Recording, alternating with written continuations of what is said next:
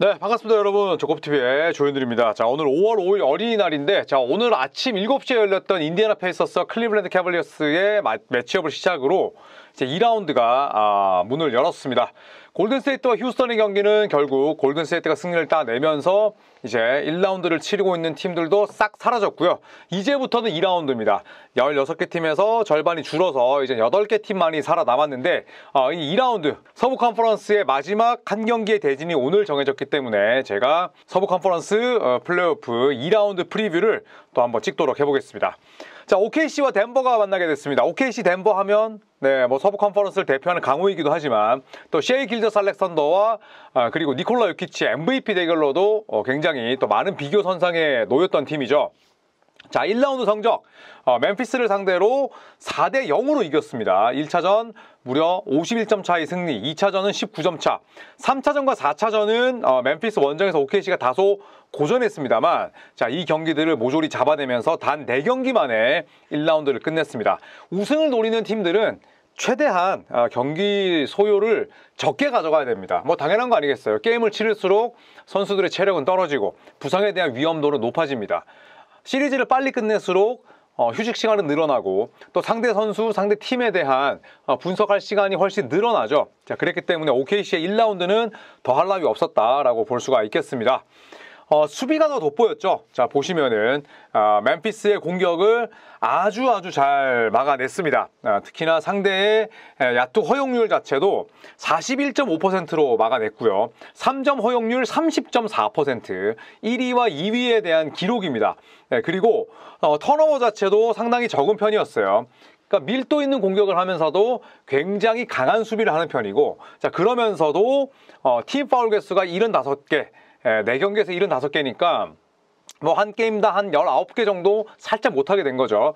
그렇기 때문에 파울 개수, 그 다음에 실책 개수 잘 관리하면서 공격에서는 확실한 에이스인 셰이 길저스 알렉산더가 있고, 수비는 OKC가 뭐 최근 2년 동안에 너무너무 훌륭했잖아요. 그 수비를 그대로 가져가는 모든 것들이 다 긍정적으로 돌아갔던 그런 1라운드 4경기였습니다. 자, 길저스 알렉산더 하면 가장 눈에 띄는 게 뭔가요, 여러분? 바로 자유투 시도 개수죠. 8.3개를 얻어냈습니다. 사실 1라운드 4경기에서 셰이 길저스 알렉산더의 야투 성공률이 좋진 않았어요. 40.2%에 그쳤으니 정규 시즌보다 낙폭이 아주 컸죠. 3.7개씩 던졌는데 성공률이 25%였습니다. 전체적으로 야투 효율은 우리가 알고 있던 그 길저스 알렉산더가 아니었습니다만 자유투를 8.3개를 얻어냈고 90.9%, 그 덕분에 야투 효율이 좋지 못했지만 27.8점을 넣을 수가 있었죠. 하지만 1라운드에서 가장 눈에 띄었던 선수는 바로 젤런 윌리엄스였습니다. 제이덥, 이 옵션이라 볼 수가 있는데 34분 뛰면서 23.3득점, 필드골이 무려 54.2%였고요. 3점이 조금 약하긴 했고 자유투가 말을 듣진 않았습니다만 트루 슈팅 퍼센테이지가 59.2%였어요. 셰이가 52.1%였으니까 얼마나 제 몫을 해냈는지 알 수가 있겠죠. 자, 루돌트는 열심히 수비하느라 공격은 많이 까먹었고요. 그리고 챗 홈그렌이 3옵션 역할을 해냈습니다. 29분 뛰면서 18.5점을 기록을 했고요. 그리고 리바운드 개수 자체는 6.5개. 하지만 또 이 홈그렌의 진짜 강점은 수비에서 찾을 수가 있죠. 자, RJ 하텐슈타인은 모두 다 주전으로 뛰긴 했습니다만 출전 시간이 23.5분.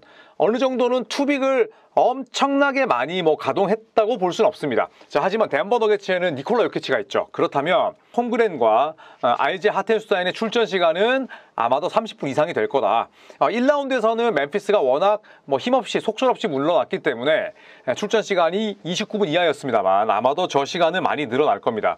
자, 그리고 벤치 한번 볼까요? 벤치는 전부 다 너무너무 수비력이 좋은 선수들로 구성이 되어 있습니다. 아이제아 조야 전문 슈터지만 일단 알렉스 카루소, 케이슨 월라스가 나란히 20분 이상 뛰면서 수비의 핵심으로 활약을 했고요. 이 선수들에게 공격은 그렇게 중요하진 않습니다. 자, 하지만 또 알렉스 카루소를 살펴보면 20.8분을 뛰면서 7.3득점, 그리고 야투는 45.5%인데 3점이 38.5%, 3&D의 그런 전형을 보여줬고, 또 에런 위긴스 역시 첫 4경기 13.8분밖에 뛰지 못했지만 언제든지 공격이 가로막혔을 때 숨통을 틀 수 있는 자원이다. 그래서 주전과 벤치의 기량 격차가 그렇게 크지 않습니다.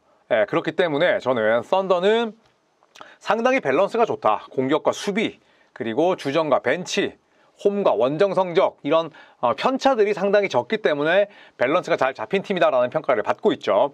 자, 덴버 너겟츠와 클리퍼스 7차전까지 가는 접전이었습니다. 1차전 이기고 2, 3, 4전 내줬는데 4, 5차전 승리, 6차전 내주고 7차전을 잡아냈죠. 7차전은 가비지였습니다.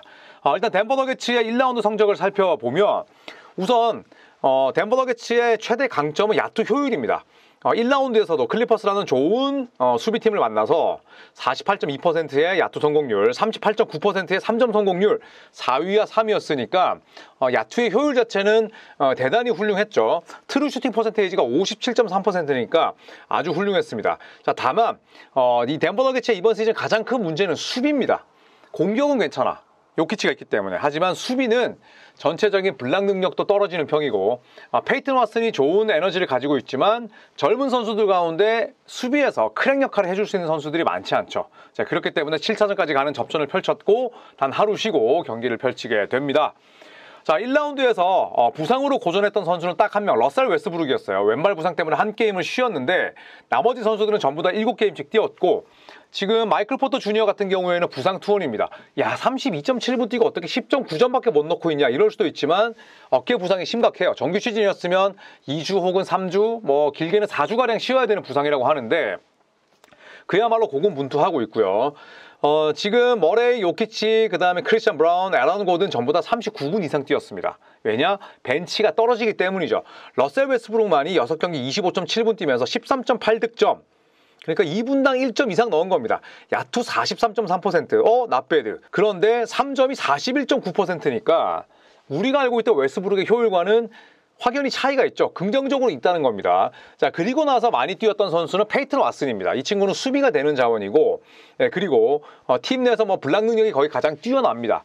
수비가 좋기 때문에 이 선수는 중용을 받고 있는데, 자, 나머지들 보시면 뭐 젤런 피켓, 디안드레 조던, 줄리안 스트로더 이런 선수들은 거의 기회를 못 잡고 있어요. 정리하자면 덴버 너겟츠는 지금 거의 7인 로테이션입니다. 극한의 7인 로테이션이에요. 아무리 쓸 수 있는 선수가 없어도 보통 8인은 쓰는데 이 정도면은 거의 7인이라고 봐야 돼요. 이게 덴버 너겟츠의 현실이고 약점이 될 수 있다는 거죠. 저말 머레이 42.1분, 요키치 빅맨인데 육중한 몸을 가지고 40분을 뛰었습니다. 그것도 7경기. 그러니까 플레이오프에서 지금 벌써 280분을 뛴 거예요. 쉴 수 있는 틈이 없다는 것. 벤치 자원들이 나왔을 때 덴버 너겟츠가 이 세컨 유닛과의 대결을 어떻게 잘 극복하느냐가 이번 시리즈의 관건이죠. 자, 그래서 저는 이번 라운드 예상을 한번 해보도록 하겠습니다. 자, 일단 셰이 길저스 알렉산더의 평균 자유투 시도 개수는 7개 이하일 것이다. 1라운드는 8.3개지만 2라운드에서는 덴버 너겟츠가 어떤 식으로든 길저스 알렉산더를 파울 라인에 내보내지 않기 위해서 굉장히 노력할 것이다. 차라리 야투 시도를 어느 정도 장려하는 농구를 할 것이다. 이렇게 보겠습니다. 일단 1라운드에서 셰이 길저스 알렉산더 야투감이 좋지 않기도 했고, 그리고 길저스 알렉산더가 자유투 라인에 자주 갈수록 뭐 당연히 길저스 알렉산더를 상대한 팀 입장에서는 손해가 막심한 거고요. 그리고 덴버 너겟츠는 기본적으로 파울이 많은 팀이 아니에요. 평균 파울 개수가 17.6개, 전체 6번째로 적었습니다. 그만큼 밀도 있는 수비를 잘 하는 팀이다. 그래서 저는 전체적인 디펜스는 덴버가 별로지만 길저스 알렉산더에게 파울에 그런 기회, 자유투를 던질 수 있는 기회는 많이 주지 않을 거라 생각을 합니다. 자, 그리고 두 번째, 저말 머레이의 평균 득점은 2라운드 20점 이하라고 봅니다. 1라운드 괜찮았죠. 평균 22.9득점. 특히나 40점 이상을 기록한 경기도 있었고, 팀 내에서 출전 시간이 가장 길었는데 충분히 또 제 몫을 해냈습니다. 자, 하지만 저는 이 OKC야말로 저말 머레이 같은 1번과 2번 콤보 가드, 뭐 과거의 단어를 쓰자면 뭐 듀얼 가드 이런 선수들을 가장 잘 막는 팀이라고 생각을 해요. 일단 윙 디펜더가 많습니다. 길저스 알렉산더부터 좋은 수비수고요. 벤치에 있는 케이슨 월라스, 그 다음에 또 알렉스 카루소, 또 때로는 나의 덩치가 필요하다, 또 때로 나의 터프함이 필요하다, 더티함이 필요하다, 루돌트를 내세울 수 있죠. 이런 수비 덕분에 OKC의 전체적인 디펜시브 레이팅이 전체 1위입니다. 저말 머레이는 2대2도 잘하고 1대1도 잘하죠. 3레벨 스코어러예요. 모든 종류의 득점을 다 할 수 있는 선수입니다. 그런데 지난 시즌과 비교했을 때 가장 큰 차이점이 뭔가요? 바로 인사이드의 높이예요. 아이제 하텐슈탄이 돌아오면서 이 저말 머레이의 슬래셔 기질을 막아낼 수 있고 드라이브 앤 킥을 어느 정도 제어할 수 있는 그런 수비팀이라는 겁니다. 그렇기 때문에 저는 저말 머레이가 굉장히 많은 시간을 뛸 수는 있지만 1라운드처럼의 볼륨과 효율을 기대하긴 어렵다. 저는 개인적으로 그렇게 생각을 합니다. 자, 세 번째. 그래서 반대급부로 니콜라 요키치의 평균 득점은 30점이 넘을 거라고 봐요. 챗 홈그랜 좋은 수비수죠. RJ 하텐슈타인 아주 훌륭한 덩치와 농구 센스를 자랑하지만 그 누구도 니콜라 요키치를 정상적으로 막을 수는 없습니다. 1라운드 평균 득점은 또 24점이었어요. 어느 정도는 부진했던 건 아닌데 평균 기록이 트리플 더블이니까 부진했던 건 아닌데 기대했던 만큼의 볼륨은 아니었어요. 저는 상대적으로 그나마 어느 정도의 분리볼에 좀 약점이 있는 길저스 알렉산더의 홀쭉이들을 상대로 저는 요키치는 평균 30점 이상을 넣을 것이다. 하지만 승리는 OKC가 덴버 원정 볼 아레나에서 승리 찬가를 부를 것이다. 시리즈 4대2 OKC in 6로 예상을 하도록 하겠습니다. 덴버 너게츠가 많이 쉬지 못한 부분도 있어요. 네, 그런데 그런 점도 마찬가지지만 기본적으로 OKC가 가져갈 수 있는 로테이션은 8.5인입니다. 반면에 덴버 너게츠는 정말 잘 봐줘봤자 7.5인이에요. 결국 세컨 유닛 차이에서 시리즈를 거듭할수록 양 팀의 에너지의 단계 차이가 제법 날 것이다. 그렇기 때문에 저는 OKC가 4대2로 승리를 따낸다고 예상을 해보도록 하겠습니다. 자, 여러분의 예상도 궁금합니다. 여러분이 어떻게 생각하시는지 또 그렇게 생각하게 된 근원은 무엇인지 또 댓글로 남겨주시면 재밌게 읽고 저도 열심히 공부하고 또 참고하도록 하겠습니다. 자, 이제 2라운드의 막을 열었으니까요. 조코피TV는 더욱더 열심히 달리도록 하겠습니다. 여러분 남은 연휴 잘 보내시고 저는 또 다른 영상으로 돌아올게요. 고맙습니다.